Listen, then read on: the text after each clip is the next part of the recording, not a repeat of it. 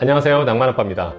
지금까지 35편의 영상을 올리면서 수많은 댓글들이 달리고 일일이 제가 답글을 달아드리면서 또 꼼꼼히 여러분의 의견을 살펴봤습니다. 양질의 댓글들이 굉장히 많음에도 사실 구독자분들 입장에선 그걸 다 읽기란 쉽지가 않죠. 그래서 오늘은 제가 올린 영상과 더불어 이런 내용을 참고하면 예비 전원주택 거주자분들에게 틀림없이 피가 되고 살이 될 것이다 하는 댓글들을 소개해 드릴까 하는데요. 실제 살면서 경험하신 분들의 댓글들 중에서도 제 마음에 진심으로 확 들어오는 그런 댓글들을 선정해 봤습니다. 먼저 부정적이신 분들의 의견들을 보고 그 뒤에 해피한 내용들을 살펴보겠습니다.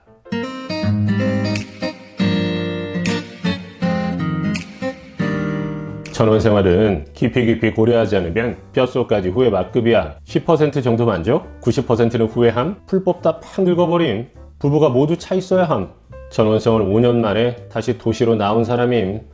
결국 포기하셨네요. 근데 잘 보면 무조건 안 좋다라는 게 아니라 깊이 고려하지 않으면 이라는 단서를 달았고 문장마다 뒤에 물음표를 다셨어요. 그러니까 그럴 수 있다라는 거죠. 그럴 수 있어. 성급하고 준비를 잘 안 하면 나처럼 될 수 있으니 조심해라 라는 그런 깊은 의미가 담겨있는 댓글인 것 같습니다. 전원 10년 살고 있다. 5월에서 9월까지 풀과의 싸움에서 디스크가 왔다. 단점, 장점 있다. 공기 좋고 조용하고 좋긴 하다.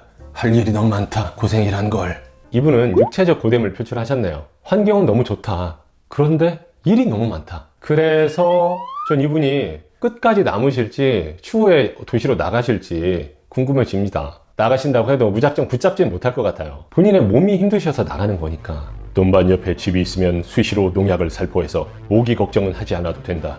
수시로 마시는 영양제로 인해서 암보험금을 탈 수 있다. 남들은 죽을 때까지 보험금만 내다가 끝인데 농촌 사망률 1위가 암이라고 한다.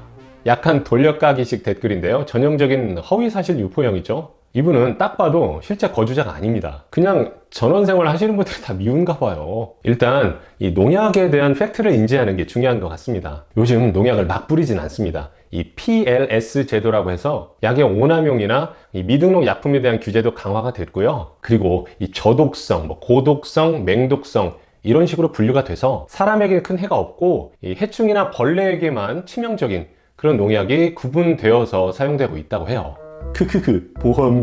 보험금 받으려면 일본 여행을 자주 가야 되겠죠. 특히 후쿠시마 쌀과 생선을 많이 드시면 보험금을 빨리 타먹게 될 겁니다. 이 허위사실 유포에 대해서 이 같은 돌려가기 방식으로 한 방 먹였네요. 난 절대로 님과 같은 삶 절대 반대입니다. 뭐야? 뭡니까 이게? 초해요? 인간에게 필요한 건데 해석을 본인에게 맞추셨네요. 풀 가지고 지혜라고 난리네.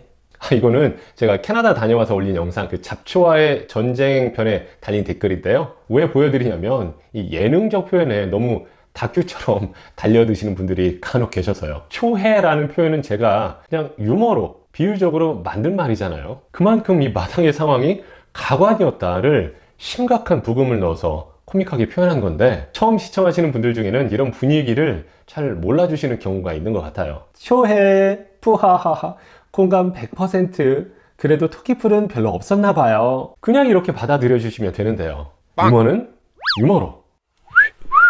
자, 이번엔 제 영상에 달린 댓글은 아닌데요. 타 채널 영상에 올라온 글 중에 상징성이 있어 보이는 내용들을 가져와 봤습니다. 물론 채널 주인장한테 허락 받고요. 한번 소개해 드릴게요. 소똥 냄새, 돼지똥 냄새, 거름 냄새 싫으면 포기하셈. 거미, 뱀, 쥐 신경 안 써야 함. 앞집 옆집 일할 때 매일 도와줘야 함. 누구네 김장하면 당연히 가야 하고 경로잔치 음식은 내가 솔선수범해야 하고 내가 좀 살면 50만 원 기부해야 하고 남의 집 수리할 거 있으면 솔선수범해서 다 수리해줘야 함. 왜냐면 다 님들보다 1.5배 나이 드신 분들이고 할 줄 모르기 때문임. 이런 거 하기 싫으면 시골 오지 마셈. 시골 분들한테 욕먹고 따돌림 받아요. 저는 이 댓글을 보면서 전원일기 보는 줄 알았어요. 너무 농촌 드라마 교과서 속 얘기 같다는 거죠. 자, 이런 게 전형적으로 좀 깊숙이 들어간 케이스입니다. 서로 도움을 주는 건 고무적인 일이고 시골로 올 때 어느 정도는 예상하고 오는 거죠. 근데 이 경우는 좀 심해요. 이분 말씀이 다 틀렸다라는 게 아니라 너무 모든 시골이 다 이렇고 귀촌하면 이런 일들은 다 겪는 것처럼 말씀을 하셨어요. 제가 제 영상 편견편에서 말씀을 드렸죠. 텃세는 분명 존재한다. 하지만 얼마든지 피할 수는 있다. 아마도 이분은 전통마을이나 집성촌 비슷한 곳에 혼자 들어가셔서 고군분투하는 게 아닌가 싶습니다. 그런 동네는 외진이 분명 힘듭니다. 비슷한 분위기의 댓글이 또 있습니다. 전원생활 귀촌 거의 7년 돼갑니다. 2년 정도 살다 보니 여기서 오래 못 살겠구나 싶더라고요. 텃세를 넘어서 횡포를 부립니다. 무단 침입에 도둑질까지, 쓰레기 투척, 차량 손상, 감시, 우리 부부에게 횡패, 쌍욕, 루머, 정말 상상도 할 수 없을 정도로 사람 미치게 만들어요. 여기 시골로 이사 온 걸 땅을 치고 후회합니다. 외지인에게 유별나게 배타적인 어떤 특정 마을에 들어가신 것 같습니다. 그런 마을로 들어가실 수밖에 없는 어떤 사연이 있었는지, 아니면 그냥 우연? 실수였는지 모르겠지만 시골 사람들의 전형적인 집단 이기주의가 발현된 케이스 같아요. 이런 걸 어떤 한 사람이 단독으로 자행한 것으로는 보이지 않습니다. 공모까지 하지 않았을까 싶어요. 그러니 색출해 내기도 어렵죠. 참 씁쓸합니다. 이거 왠지 씁쓸하구만. 엄연한 범죄 행위인데 이분들은 그렇게 생각을 안 하는 거죠. 이런 일 때문에 이사 오면 떡도 나르고 마을 잔치나 청년회 부조도 하면서 행여 밉보일까 노력하시는 분들도 있다고 해요. 저 같은 경우는 상상도 할 수 없는 일인데요. 이런 댓글에 달린 답글 중에 가장 현명한 해결책이라고 보여지는 것을 보면 이렇습니다. 오도이촌이든 귀촌이든 너무 마을 안쪽으로 깊숙이 들어가지 마라. 거리를 두는 게 좋다라는 거죠. 초보라 마당에 정원수 좀 심었더니 여름에 땡볕에 물 주는 것도 일이고요. 축 때도 돌담을 쌓아서 사이사이에 관목 조성했더니 그게 다 노가다였어요. 물 줘야 되거든요. 일이 밑도 끝도 없고요. 이분은 살짝 엄살형이 아닌가 싶어요. 아니, 세상 살다 물 주는 게 일입니까? 물 주는 게 노가다예요? 요즘엔 불멍처럼 또 물멍이라고 하거든요. 하단에 이렇게 물을 쫙 주면서 멍하니 이렇게 사색하는 거예요. 이분은 그냥 밖에 나가는 게 싫은 거 아닙니까? 돌담을 쌓는 게 힘들었다 칩시다. 그거 다 쌓아놓고 완성하고 뿌듯함이 없었나요? 제가 제 영상에서도 말한 적이 있는데 이 전원주택은 좀 레고 같은 거라고요. 이 미완성 상태의 집을 내가 살면서 하나하나 만들어가는 거라고. 처음부터 짓고 오는 게 아니라 샀더라도 만들어가는 맛이 있다고요. 이렇게 엄살 부리실 거면 왜 전원주택으로 오신 겁니까? 정말 모르겠거든요. 다음은 좀 해피한 삶을 들여다볼게요. 장단점이 당연히 있죠. 여름에는 모기, 벌레. 모기도 요즘엔 모기 퇴치 전구가 있어서 벌레 안 와요. 색깔도 노란색으로 마당의 조명 역할도 되고 복잡한 도시에 있다가 오니 여유 있고 좋습니다. 배달? 그런 거 나이가 있으니 신경 안 씁니다. 넓은 마당에서 밥 먹을 때가 제일 행복, 건강만큼은 최고. 야, 제대로 즐기실 줄 아는 케이스죠. 놓을 건 놓아버리고, 중요한 건 이런 분들은 처음부터 각오할 건 각오를 했기 때문에 대수롭지 않은 거죠. 배달 얘기들 많이들 하시잖아요. 근데 나이가 있으니까 신경 안 쓰신다고 하네요. 진짜 이 전원생활이 그냥 막 좋으신 것 같아요. 시골에 대한 막연한 동경은 꼭 심사숙고, 자연을 찐 사랑하는 분이라면 귀촌 생활의 실패는 없을 듯이요. 전 야생활을 좋아하다 보니 적응도 빠르지 않았나 싶네요. 가끔 나가는 서울이 새장 같은 답답함에 일 보고 누가 쫓겨라도 내듯이 바쁜 일도 딱히 없건만 빨라지는 내 발걸음 Go home입니다. 아, 이 앞에 심사숙고라는 말씀 딱 하시고 이분은 전원에 흠뻑 젖어 드셨네요. 이분의 마음이 그림으로 다 그려지는 듯한 느낌? 우리도 주택 직접 지어 살고 있습니다. 모두가 불편하다고 말씀하시는 시골 생활이 즐거움으로 느껴지니 참 행복합니다. 모기 물리면 물파스 바르고 뱀 나오면 소리 지르고 잔디 관리 힘들지만 그것마저 즐겁게 합니다. 땀 범벅 남편하고 냉커피 원샷.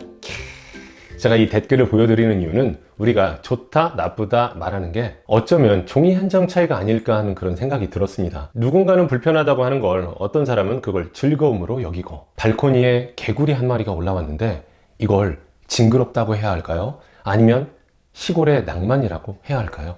저희 가족도 도시에서 아이 초등입학에 맞춰서 마당에 있는 강화의 주택으로 들어온 지 딱 3년 되었습니다. 그저 놀랄 수밖에 없는 아이들을 귀하게 여기는 공교육 환경, 산도 들도 바다도 호수도 어디에서든 가까운 자연 환경, 아이 키우며 전원생활하기 이보다 더 좋은 곳이 있을까 싶을 정도로 어느 것 하나 아쉬운 것 없이 그저 감사한 곳입니다. 선선한 바람을 맞으며 평상에 앉아 마음껏 잔디밭을 뛰노는 아이들을 바라보며 사계절의 변화를 내 집 마당에서 느낄 수 있었던 지난 3년은 40년간의 아파트 안에서의 삶에서는 결코 짐작해 볼 수 없는 행복한 시간이었습니다. 오해와 편견을 심어주는 유튜버들 볼 때마다 도대체 어디서 어떻게 살길래 저런 소리를 하나 답답하고 자기 성향에 대한 파악과 자기가 살 곳에 대한 정보를 제대로 분석하지도 않고 조리도 준비 없이 이사를 했을까 하며 안쓰러웠는데 아주 속이 다 시원하네요. 지역을 떠나서 이 자연과의 조화로운 삶에 너무 행복해 하시고 있는 모습이 보입니다. 특히 자녀와 함께하고 있는 이 생활에 너무 만족하고 계시죠? 빡빡한 성적 지상주의보다는 인성과 정서가 더 중요하다고 생각하시는 분 같고, 저도 어린 자녀를 키우는 입장에서 응원합니다. 거 봐요.